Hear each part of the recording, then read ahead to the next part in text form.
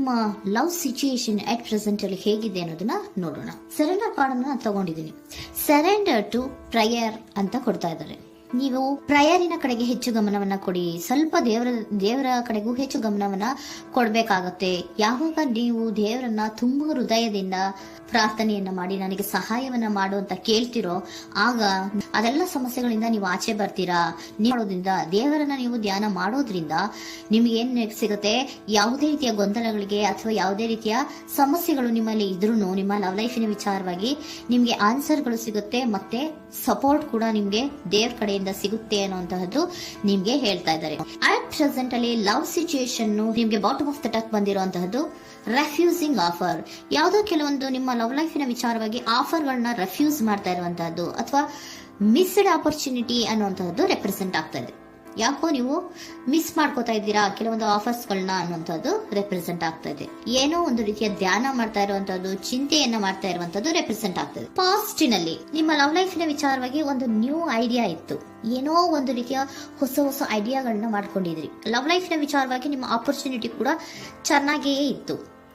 ಆದ್ರೆ ನಿಮ್ಮ ಲವ್ ಲೈಫಿನ ವಿಚಾರದಲ್ಲಿ ಕಿಂಗ್ ಆಫ್ ಸೋರ್ಟ್ಸ್, ನೀವೇನನ್ನ ನಿಮ್ಮ ಲವ್ ಲೈಫಿನ ವಿಚಾರವಾಗಿ ಏನನ್ನ ಎಕ್ಸ್ಪೆಕ್ಟ್ ಮಾಡಿದೀರಾ ಪಾಸ್ಟಿನಲ್ಲಿ ಅಂದ್ರೆ, ಲವ್ ಲೈಫಿನಲ್ಲಿ ಒಂದು ಕ್ಲಿಯರ್ ಇರಬೇಕು, ಕ್ಲಾರಿಟಿ ಇರಬೇಕು.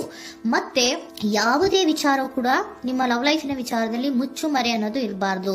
ಸ್ಪಷ್ಟವಾಗಿರ್ಬೇಕು, ಸ್ಪಷ್ಟವಾಗಿ ಹೇಳ್ಬೇಕು. ಏನ್ ಹೇಳ್ಬೇಕೋ ಅದು ಸ್ಪಷ್ಟವಾಗಿ ಹೇಳ್ಬೇಕು ಅನ್ನುವಂತಹದ್ದು ಎಕ್ಸ್ಪೆಕ್ಟ್ ಮಾಡುವಂತಹದ್ದು ಪ್ರೀತಿಯ ವಿಚಾರದಲ್ಲಿ. ಮತ್ತೆ ಕ್ಲಿಯರ್ ಆಗಿರ್ಬೇಕು. ಏನು ಅಂದ್ರೆ ನಿಮ್ಮ ಲವ್ ಲೈಫಿನಲ್ಲಿ ಒಂದು ಸ್ಟ್ರಾಂಗ್ ಆಗಿರ್ಬೇಕು, ಸ್ಟ್ರಾಂಗ್ ಬಾಂಡೇಜ್ ಇರಬೇಕು. ಮತ್ತೆ ಯಾವುದೇ ರೀತಿಯ ಚೈಲ್ಡಿಶ್ ಬಿಹೇವಿಯರ್ ಅನ್ನ ಮಾಡಬಾರ್ದು ಅನ್ನೋದು ಪಾಸ್ಟಿನಲ್ಲಿ ನೀವು ಎಕ್ಸ್ಪೆಕ್ಟ್ ಮಾಡಿರೋಂಥದ್ದು ರೆಪ್ರೆಸೆಂಟ್ ಆಗ್ತಾ ಇದೆ. ನೀವು ಅದೆಲ್ಲ ಎಕ್ಸ್ಪೆಕ್ಟ್ ಮಾಡಿದಾಗ ಯಾವಾಗ ನಿಮ್ಗೆ ಅದು ಸರಿ ಹೋಗಲ್ಲ ಅನಿಸ್ತೋ ಆಗ ನೀವು ಪ್ರೀತಿಯಿಂದ ಮುಂದೆ ಬಂದಿರುವಂತಹದ್ದು ಬಿಟ್ಟು ಮುಂದೆ ಬಂದಿರುವಂತಹದ್ದು ರೆಪ್ರೆಸೆಂಟ್ ಆಗ್ತಾ ಇದೆ. ಮೋಸ್ಟ್ ಪ್ರಾಬಬಲಿ ನಿಮ್ಮ ಕೆಲವೊಬ್ಬರಿಗೆ ಈಗ ಆಲ್ರೆಡಿ ಕೆಲವೊಂದು ರೀತಿಯ ಬ್ರೇಕಪ್ ಗಳು ಆಗಿರಬಹುದು. ಕಮ್ಯುನಿಕೇಶನ್ ಇಲ್ಲದೆ ಇರುವಂತಹದ್ದು ರೆಪ್ರೆಸೆಂಟ್ ಆಗ್ತಾ ಇದೆ. ಮೋಸ್ಟ್ ಪ್ರಾಬಬಲಿ ನೀವು ಇವಾಗ ಇಬ್ರು ಕೂಡ ನೀವು ಮಾತಾಡದೆ ಇರುವಂತಹದ್ದು ರೆಪ್ರೆಸೆಂಟ್ ಆಗ್ತಾ ಇದೆ. ಸೊ ಯಾವುದೇ ರೀತಿಯ ಕಾಂಟ್ಯಾಕ್ಟ್ ಅಲ್ಲಿ ಇಲ್ಲದೆ ಇರುವಂತಹದ್ದು ರೆಪ್ರೆಸೆಂಟ್ ಆಗ್ತಾ ಇದೆ. ನೋಡಿ, ಮುಂದೆ ಮುಂದೆ ಬರ್ತಾ ಇರುವಂತಹದ್ದು ರೆಪ್ರೆಸೆಂಟ್ ಆಗ್ತಾ ಇದೆ. ಯಾಕೋ ತುಂಬಾ ಬೇಜಾರಲ್ಲಿ ಇರುವಂತಹದ್ದು. ಪಾಸ್ಟಿನಲ್ಲಿ ಕೂಡ ನೀವು ಲವ್ ಲೈಫಿನ ವಿಚಾರವಾಗಿ ಕೆಲವೊಬ್ರು ಬೇಜಾರಲ್ಲಿ ಇರುವಂತಹದ್ದು ರೆಪ್ರೆಸೆಂಟ್ ಆಗ್ತಾ ಇದೆ. ಯಾಕೋ ಕ್ಲಾರಿಟಿ ಇಲ್ಲ, ಕ್ಲಿಯರ್ ಆಗಿರ್ಬೇಕು, ಸ್ಪಷ್ಟವಾಗಿರ್ಬೇಕು. ಏನ್ ಮಾತಾಡಿದ್ರು ಅದರಲ್ಲಿ ಯಾವುದೇ ರೀತಿಯ ಮುಚ್ಚುಮರೆ ಇರಬಾರ್ದು ಅನ್ನೋದು ನೀವು ಎಕ್ಸ್ಪೆಕ್ಟ್ ಮಾಡುವಂತಹದ್ದು. ಪಾಸ್ಟಿನಲ್ಲಿ ಕೂಡ ನಿಮ್ಗೆ ಸ್ವಲ್ಪ ಬೇಜಾರುಗಳಾಗಿರುವಂತಹದ್ದು ರೆಪ್ರೆಸೆಂಟ್ ಆಗ್ತಾ ಇದೆ. ಅಟ್ ಪ್ರೆಸೆಂಟಿನಲ್ಲಿ the moon card, 9 of swords, 6 of swords ಬಂದಿದೆ. ಮೂನ್ ಕಾರ್ಡ್ ಏನನ್ನ ರೆಪ್ರೆಸೆಂಟ್ ಮಾಡುತ್ತೆ? ಇಲ್ಯೂಷನ್ ಅನ್ನ ರೆಪ್ರೆಸೆಂಟ್ ಮಾಡುತ್ತೆ. ಕೆಲವೊಂದು ರೀತಿಯ ಭ್ರಮೆಗಳನ್ನ ರೆಪ್ರೆಸೆಂಟ್ ಮಾಡುತ್ತೆ, ಆತಂಕಗಳನ್ನ ರೆಪ್ರೆಸೆಂಟ್ ಮಾಡುತ್ತೆ. ಮತ್ತೆ ನಿಮ್ಮ ಲವ್ ಲೈಫಿನ ವಿಚಾರದಲ್ಲಿ ಯಾವುದೇ ರೀತಿಯ ಸ್ಥಿರವಾಗಿ ಇಲ್ಲ, ಯಾವುದು ಕರೆಕ್ಟ್ ಆಗಿ ಇಲ್ಲದೆ ಇರುವಂತಹದ್ದು ನಿಮಗೆ ರೆಪ್ರೆಸೆಂಟ್ ಆಗ್ತಾ ಇದೆ. ನೆಕ್ಸ್ಟ್ ಕಾರ್ಡ್ ಏನ್ ಬಂದಿದೆ? ಸೆಕೆಂಡ್ ಕಾರ್ಡ್ 9 ಆಫ್ ಸೋರ್ಟ್ಸ್ ಬಂದಿದೆ. ಇದರಲ್ಲೂ ಕೂಡ ನಿಮ್ಗೆ ಆತಂಕ ಇತ್ತು, ಇದರಲ್ಲೂ ಕೂಡ ಆತಂಕ ಇದೆ, ಭಯ ಇದೆ, ಕರೆಕ್ಟ್ ಆಗಿ ನೀವು ನಿದ್ರೆ ಮಾಡ್ತಾ ಇಲ್ಲ, ಯೋಚನೆ ಮಾಡ್ತಾ ಇರುವಂತಹದ್ದು ಈ ಎರಡೂ ಕಾರ್ಡ್ಗಳಲ್ಲೂ ರೆಪ್ರೆಸೆಂಟ್ ಆಗ್ತದೆ. ಇದರಲ್ಲೂ ಆತಂಕಗಳಿದೆ, ಇದರಲ್ಲೂ ಆತಂಕ. ಅಟ್ ಪ್ರೆಸೆಂಟಿನಲ್ಲಿ ಕೆಲವೊಂದು ರೀತಿಯ ವಿಚಾರಗಳಲ್ಲಿ ಭಯವನ್ನ ಪಡ್ತಾ ಇರುವಂತಹದ್ದು ರೆಪ್ರೆಸೆಂಟ್ ಆಗ್ತಾ ಇದೆ.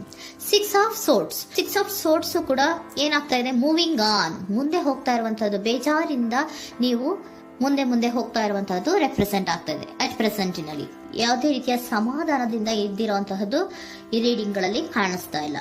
ಓಕೆನಾ? Take it resonate. ನಿಮ್ಗೆ ರೆಸೋನೇಟ್ ಆದ್ರೆ ಮಾತ್ರ ತಗೊಳ್ಳಿ. ನೆಕ್ಸ್ಟ್ ಕಾರ್ಡ್ ಇಮಿಡಿಯೇಟ್ ಫ್ಯೂಚರ್ ನ ಬಗ್ಗೆ ನೋಡೋದಾದ್ರೆ ನೈಟ್ ಆಫ್ ಸೋರ್ಟ್ಸ್ ಬಂದಿದೆ. ಅಂದ್ರೆ ಈ ಕೆಲವು ಬೇಜಾರುಗಳಿಂದ ಏನ್ ಈ ಮೂವ್ ಆನ್ ಆಗ್ತಾ ಇದ್ದೀರಲ್ವಾ, ಕೆಲವೊಂದು ವಿಚಾರಗಳನ್ನ ಕ್ವಿಕ್ ಥಿಂಕಿಂಗ್ ಅನ್ನ ಮಾಡಿ ನೀವು ಮುಂದೆ ಬರುವಂತಹದ್ದು, ಕೆಲವೊಂದು ಆಕ್ಷನ್ಸ್ ಗಳನ್ನ ತಗೊಳ್ಳುವಂತಹದ್ದು ರೆಪ್ರೆಸೆಂಟ್ ಆಗ್ತಾ ಇದೆ. ನಿಮ್ಮ ಲವ್ ಲೈಫಿನ ವಿಚಾರವಾಗಿ ಕ್ವಿಕ್ ಥಿಂಕಿಂಗ್ ಅನ್ನ ಮಾಡಿ ಏನ್ ಮಾಡ್ಬೇಕು, ಹೇಗ್ ಮಾಡ್ಬೇಕು ಅಂತ ಕ್ವಿಕ್ ಥಿಂಕ್ ಅನ್ನ ಮಾಡಿ ನೀವು ಮುಂದೆ ಬರುವಂತಹದ್ದು, ಮತ್ತೆ ಕೆಲವೊಂದು ರೀತಿಯ ಆಕ್ಷನ್ ಗಳನ್ನ ತಗೋತಾ ಇರುವಂತಹದ್ದು ರೆಪ್ರೆಸೆಂಟ್ ಆಗ್ತಾ ಇದೆ. ಕ್ವೀನ್ ಆಫ್ ಕಪ್ ಏನನ್ನ ರೆಪ್ರೆಸೆಂಟ್ ಮಾಡುತ್ತೆ? ಬಹಳ ಕೇರಿಂಗ್ ಅನ್ನ ರೆಪ್ರೆಸೆಂಟ್ ಮಾಡುತ್ತೆ. ಏನಿರ್ಬೇಕು ಲವ್ ಲೈಫಿನ ವಿಚಾರದಲ್ಲಿ? ನೋಡಿ, ನೀವು ನೋಡ್ತಾ ಇರೋದು ಹೇಗ್ ನೋಡ್ತಾ ಇದ್ದೀರಾ? ನಿಮ್ಮ ಲವ್ ಲೈಫಿನ ವಿಚಾರದಲ್ಲಿ ಏನಿರ್ಬೇಕು ಅಂತ ಎಕ್ಸ್ಪೆಕ್ಟ್ ಮಾಡ್ತೀರಾ? ಸ್ವಲ್ಪ ಸ್ಟೇಬಲ್ ಆಗಿರ್ಬೇಕು, ಬಹಳ ಕೇರಿಂಗ್ ಇರ್ಬೇಕು, ಎಮೋಷನಲ್ ಇರ್ಬೇಕು ಅದರಲ್ಲಿ ಅನ್ನುವಂಥದ್ದು ನೀವು ಎಕ್ಸ್ಪೆಕ್ಟ್ ಮಾಡುವಂಥದ್ದು. ಈ ನಿಯರ್ ಫ್ಯೂಚರ್ ನಲ್ಲಿ ನೀವು ಆ ರೀತಿ ಎಕ್ಸ್ಪೆಕ್ಟ್ ಮಾಡುವಂತಹದ್ದು. ನೆಕ್ಸ್ಟ್ ಕಾರ್ಡ್ ಬಂದಿರುವಂತಹದ್ದು ಏರೋಫೆಂಟ್ ಕಾರ್ಡ್ ಬಂದಿದೆ. ಏರೋಫೆಂಟ್ ಕಾರ್ಡ್ ಏನನ್ನ ರೆಪ್ರೆಸೆಂಟ್ ಮಾಡುತ್ತೆ? ಕೆಲವೊಂದು ವಿಚಾರಗಳ ಬಗ್ಗೆ ತಿಳ್ಕೊತಾ ಇರುವಂತಹದ್ದು, ಏನೋ ಕೆಲವು ವಿಚಾರಗಳ ಬಗ್ಗೆ, ನಿಮ್ಮ ಲವ್ ಲೈಫಿನ ವಿಚಾರಗಳ ಬಗ್ಗೆ ತಿಳ್ಕೊತಾ ಇದ್ದೀರಾ. ಏನಾಗಿದೆ, ಹೇಗಾಗಿದೆ, ಸ್ವಲ್ಪ ಆಕ್ಷನ್ಸ್ ಅನ್ನ ತಗೋಬೇಕು ಅಂದ್ರೆ ನಾನು ಸ್ವಲ್ಪ ಕೇರ್ ಅನ್ನ ಮಾಡಬೇಕು, ಸ್ಟೇಬಲ್ ಆಗಿರ್ಬೇಕು ಅಂದ್ರೆ ಸ್ವಲ್ಪ ನಾನು ಕೇರ್ ಅನ್ನ ಮಾಡಬೇಕು, ಆಕ್ಷನ್ ಅನ್ನ ತಗೋಬೇಕು ಅನ್ನುವಂತಹ ನಿರ್ಧಾರಗಳನ್ನ ನೀವು ಮಾಡ್ತಾ ಇರುವಂತದ್ದು ರೆಪ್ರೆಸೆಂಟ್ ಆಗ್ತಾ ಇದೆ. ಹಾಗಿದ್ರೆ ಏಂಜಲ್ ಗೈಡೆನ್ಸ್ ಏನ್ ಕೊಡ್ತಾರೆ? Are you ready? ನೀನು ರೆಡಿಯಾಗಿದ್ದೀರಾ ನೀವು ಅಂತ ಕೇಳ್ತಾ ಇದ್ದಾರೆ ಏಂಜಲ್ಸ್ಗಳು. ಅಂದ್ರೆ ಏನು, ನೀನ್ ಇಲ್ಲೇ ಕುತ್ಕೊಂಡು ಅಳ್ಕೊಂಡು ಬೇಜಾರು ಮಾಡ್ಕೊಂಡು ಕುತ್ಕೊಳ್ಳೋದು ಬೇಡ, ಸ್ವಲ್ಪ ನೀನು ಮುಂದೆ ಮೂವ್ ಆಗು. ಅಲ್ಲಿರೋದ್ರಿಂದ ಏನು ಪ್ರಯೋಜನ ಇಲ್ಲ. Are you ready? ನೀವು ರೆಡಿ ಆಗಿದ್ದೀರಾ?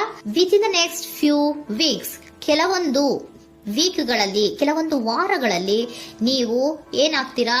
ಅಬಂಡೆನ್ಸ್, ಸಾಮರಸ್ಯ ಅನ್ನೋದು ಇರುತ್ತೆ. ಇಂಪ್ರೂವಿಂಗ್ ಹೆಲ್ತ್ ಅಂದ್ರೆ ಏನು, ನೀವು ಯೋಚನೆ ಮಾಡಿ ಮಾಡಿ ಮಾಡಿ ಏನ್ ನೀವು ಈ ಆರೋಗ್ಯವನ್ನ ಹಾಳು ಮಾಡ್ಕೊಂತ ಇದ್ದೀರಾ. ಸೊ ಇಂಪ್ರೂವಿಂಗ್ ಹೆಲ್ತಿನ ಕಡೆಗೆ ಗಮನವನ್ನ ಕೊಡಿ. ಆತಂಕವನ್ನ ಮಾಡ್ಕೊಂಡು ಭಯವನ್ನ ಪಡ್ಕೊಂಡು ಮುಂದೆ ಹೋಗ್ಬೇಕಲ್ಲ ಅಂತ ನೀವು ದಿನ ಹೆಂಗೆ ಕಾಲವನ್ನ ಮುಂದೆ ಹಾಕ್ತಾ ಇದ್ರೋ ಅದಕ್ಕೆ ಏನ್ ಹೇಳ್ತಾ ಇದ್ದಾರೆ? Are you ready? ಮುಂದೆ ಬರೋದಕ್ಕೆ ನೀನ್ ರೆಡಿ ಆಗು. ಅಲ್ಲೇ ಕೂತಿರೋದ್ರಿಂದ ಯಾವುದೇ ರೀತಿಯ ಪ್ರಯೋಜನ ಇಲ್ಲ. ಸ್ವಲ್ಪ ನಿಮ್ಮ ಹೆಲ್ತಿನ ಕಡೆಗೆ ಗಮನವನ್ನ ಕೊಡಿ. ಸಮೃದ್ಧಿ ಅನ್ನೋದು ಬಂದೇ ಬರುತ್ತೆ, ಸಾಮರಸ್ಯ ಅನ್ನೋದು ಇದ್ದೇ ಇರುತ್ತೆ ಅನ್ನೋದು ಹೇಳ್ತಾ ಇದ್ದಾರೆ.